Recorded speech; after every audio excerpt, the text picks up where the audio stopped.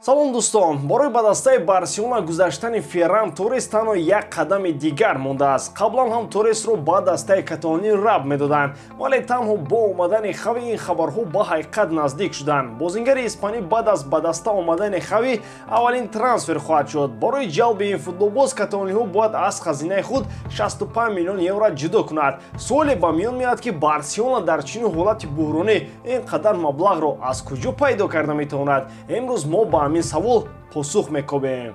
соли 2021 ба анҷомёбии худ наздик асту баъд аз то муҳим аст ки онро бо ғалаба ҷамъбаст намоянд. Дар ин шабу рӯз дар топ-5 чемпионату рақобатҳо бо ҳама санъату ҷолибияташон идома доранд. Тамошои рақобатҳоро ҳамроҳ бо 1x метавонед ҷолибтар кунед. Регистратсияи осон, пур кардани маблағ аз тамоми гӯшаву канори дунё ва коэффициентҳои баланд, вале муҳимтар аз ҳама бонус то $100 дар аввалин пардохт бо промокоди AMG 0777. маълумотҳои зарурат дар комментария. имкониятро аз даст надиҳед.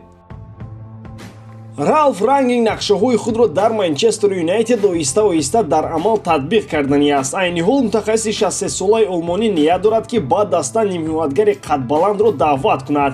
Қадбаланд бошад пас Маруан Фелайниро баргардонад. Ин албатта шӯхист, аммо тибқи хабарҳо дар феҳристи хафбекҳои мехостаи Рангник Ҷуд Беллингем аз Боруссия Дормунд ва Деклан Райс аз Вестхэм дар мавқеи якум қарор доранд. Беллингем дар Боруссия Дормунд ба яке аз шудобозони беҳтарин табдил ёфт. Новобаста ба ҷавонии ӯ мутахассисони соҳа бозии ӯро хеле баланд ваогузорӣ мекунанд. нақши ӯро баробар ба Кимих дар Бавария баробар мешуморанд. Беллингем ба бозии Боруссия Дормунди кунунӣ таъсири бузург дорад. бе ӯ хатти нимҳимояи дормундиҳоро тасаввур кардан хеле душвор аст. ин нуқтаро метавон дар мавриди Деклан Райс ҳам гуфт. нимҳиматгари дастаи шаҳри Лондон дар якчанд мавқеи маркази майдон бозӣ карда метавонад. қаблан талабгори асосии ӯ дастаи Челси буд. Лемпард шояд аз Вернеру Хаверс бештар Райсро дар сафи дастааш дидан мехост. баъд аз омадани Тухел оташи таваҷҷӯҳи лондониҳо ба нимҳиматгари мазкур хомӯш шуд. акнун гранди дигари Англия Манчестер Юнайтед мехоҳад ин футболбозро ба даста ҷалб созад.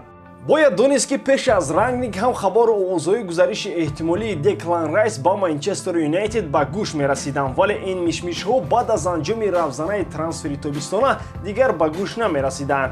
бо омадани Рангник мавҷи хабарҳо боз баланд шудан гирифт. маълум аст ки мутахассиси олмонӣ футболбозони тамбалеро мисли Погба намеписандад ва намехоҳад, вале як масъалаи дигар ҳам мавриди таваҷҷӯҳ буда метавонад. агар Рангник, Беллингем ёк Райс ва ё ҳар дуро ба Манчестер Юнайтед биёраду борои сармураббии нави даста онҳо дар кор нашавад чӣ? тавре маълум аст ки мутахассиси олмонӣ танҳо то охири мавсим ба ҳайси сармураббӣ кору фаъолият карда метавонад. сармураббии нав ҳам бо эҳтимоли зиёд бо маслиҳатҳои Рангник ба даста даъват мешавад. ва аммо новобаста аз ин мураббии нав бо Премер-лигаи Англия бояд унс гирад. шояд он кореро ки дар дастаи қаблияш анҷом дод дар Англия даст надиҳад.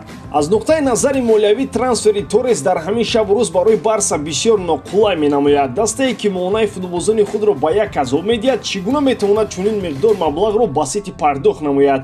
ин як тарафи масъала. аз ҷониби дигар Ферран дар Сити 3 миллион тоза ба даст меорад. Барса албатта чунин миқдор маблағ ба футболбози испанӣ дода наметавонад. яъне Ферран Торрес бояд омода бошад ки дар Каталония ӯ ба маротиб маблағи камтар ба даст хоҳад овард. худи Торрес ҳам ҳавасманд аст ки шарафи Барсаро ҳимоя кунад.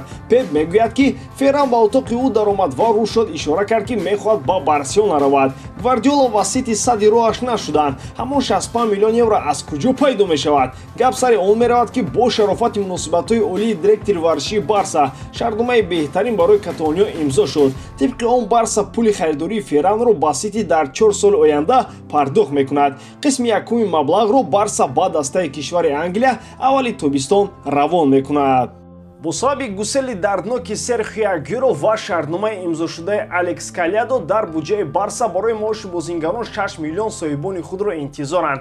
бо ин маблағ бо Гайо ва Нико шартнома имзо мешавад, чунки онҳо то ҳол ҳамчун бозингарони дастаи дуввум маҳсуб мешаванд. гузашта аз ин Барселона шояд вақтҳои наздик бо ширкати СВС шартномаи ҳамкорӣ бо маблағи 200 миллион имзо кунад. дар сурати имзои қарордод бо ин ширкат Барса ба муддати 50 соли оянда дар проекти Суперлига Премьер-лига ҳаққи ширкат кардан надорад. Хулоси гап, мушкилиҳои Барса хеле зиёданд, вале новобаста аз ин, яке аз бозингарони умедбахш ва ояндадор ба Каталония меравад. Талабгорони Эрни Холланд рӯз то рӯз бештар мешаванд. Аз пеш маълум буд ки дастаи Манчестер Сити яке аз номзадони асосӣ барои харидории ҳамлагари норвегӣ ба ҳисоб меравад. Дар баробари Ман Сити аз Англия ҳамчунин дастаҳои дигар ба мисли Ливерпул, Манчестер Юнайтед таваҷҷӯҳи худро ба Эрлинг зиёд карданду кам не. Худи ҳамлагари ҷавон ҳам бо маҳорати баландаш шумораи дастаҳои хостгоҳро бештар мекунад.